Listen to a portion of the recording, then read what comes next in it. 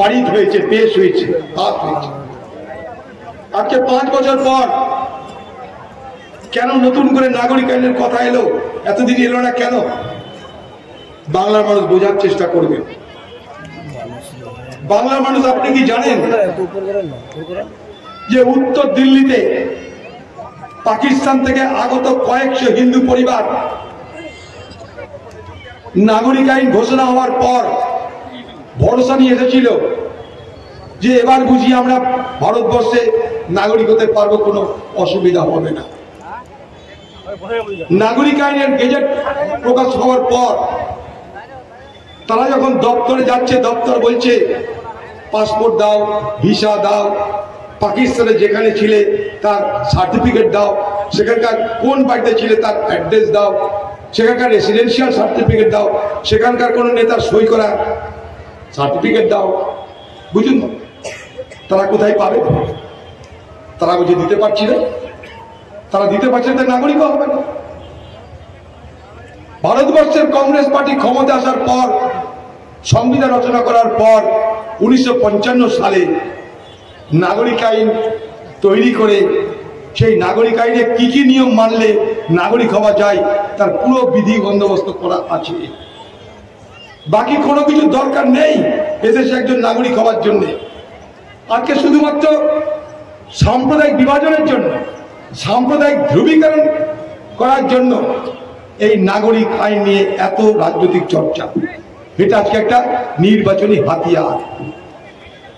আচ্ছা বলুন তো, কাউকে বলা হচ্ছে যে সব বাংলাদেশে নাকি পাঠিয়ে দেওয়া হবে মুসলমানদের, সব মুসলমানকে এনআরসি করে বাংলাদেশে পাঠিয়ে দেওয়া। কোথায় বলছে? পার্লামেন্টে বলছে, বাইরে বলছে, সব জায়গায় বলছে। তো আমি পার্লামেন্টের মধ্যে দাঁড়িয়ে, অমিত শাহ ওখানটায়, আমি এখানটায় 10 হাত দূর, পার্লামেন্টের মধ্যে দাঁড়িয়ে আমি অমিত শাহকে বলেছিলাম, অমিত শাহ আমি অধীর চৌধুরী, আমার বাড়ি বাংলাদেশে, আমার বাবা মা সব বাংলাদেশে, তোমার যদি বাপের ক্ষমতা থাকে আগে আমাকে তাড়িয়ে দেখো, আগে তুমি আমাকে তাড়িয়ে দেখাও, তারপর ভারতবর্ষের 14% মুসলমানকে তাড়াতে। বাংলাদেশের সরকার এখানকার মুসলমানদের জন্য কি হালুয়া, পোলাও, বিরিয়ানি, কুরবানি নিয়ে বসে আছে নাকি? মোদির শ্বশুর বাড়ি বাংলাদেশে, যে আমাদের নিয়ে গিয়ে সবকে খাওয়াবে, বাংলাদেশে বিরিয়ানি খাওয়াবে, ফিরনি খাওয়াবে, পোলাও খাওয়াবে, কাবাব খাওয়াবে। মোদির শ্বশুর বাড়ি বাংলাদেশ বলুন। আচ্ছা মনে করেন আমাদেরকে বাংলাদেশে নিয়ে যাওয়া হবে, তো সেখানকার যে সরকার তার সঙ্গে তো কথা বলতে হবে। সেই সরকারের সঙ্গে কোনদিন কথা বলেছে মোদীর সরকার? না। সেখানে তো কতবার যাচ্ছে, এদেশ ওদেশ কত ভ্রমণ হচ্ছে, কেউ কখনো আলোচনা করেছে? না। কিন্তু নির্বাচন এলে চলে আসবে ভূতের মতন নাগরিক আইন।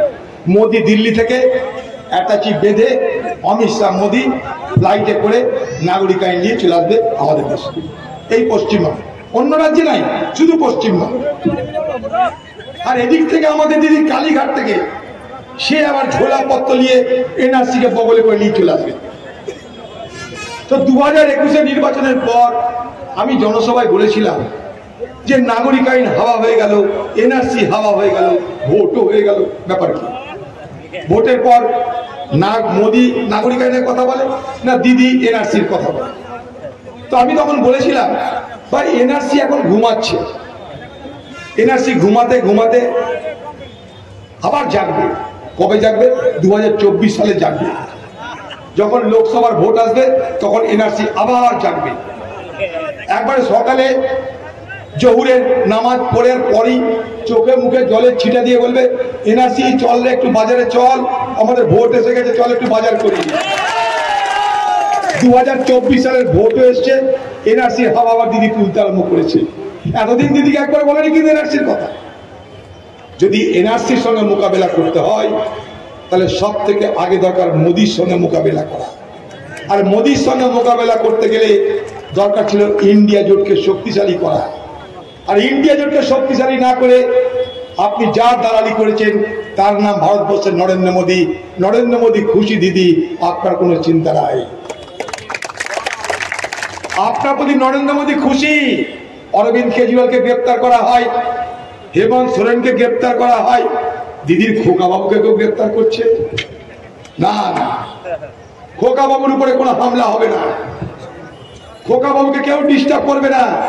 খোকা বাবু যাতে ভালো করে যেতে, তার জন্য ডায়মন্ড হারবারে খোকা বাবুরই পছন্দ করা আরেকটা বিজেপির প্রার্থী খাড়া হয়ে গেছে আজ থেকে।